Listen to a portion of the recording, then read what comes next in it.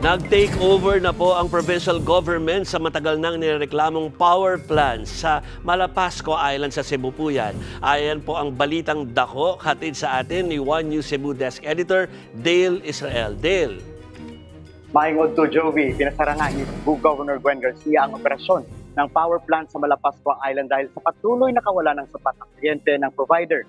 Personal na nagpunta si Governor Garcia sa isla kahapon upang ihain ang cease and desist order sa Power Source Philippines Incorporated o PSPI. Siya na rin mismo ang nagpaandar ng diesel generation equipment na pagmamayari ng provincial government.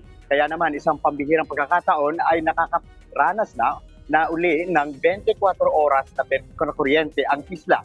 Nag-issue rin ng cease and desist order ang Environmental Management Bureau sa provider dahil sa kawalan nito ng Environmental Compliance Certificate at iba pang batas pangkalikasan dahil sa hindi tamang pagtatapon ng hazardous waste mula sa planta.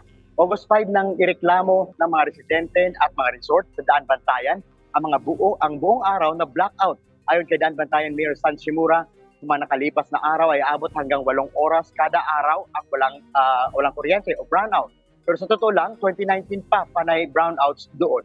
Ito pa namang Malapascua Island Jovi ay isang sikat na diving destination ng Cebu na patok sa mga dayuhan. Habang sarado naman ang PSPI, ang Cebu Electric Cooperative 2 muna ang katuwang ng provincial government sa pag-distribute ng kuryente. Kini ang balitang dako karong adlaw gikan sa Cebu. Balik sa iyo, Jovi. Daghang salamat, One News Cebu Desk Editor Dale Israel.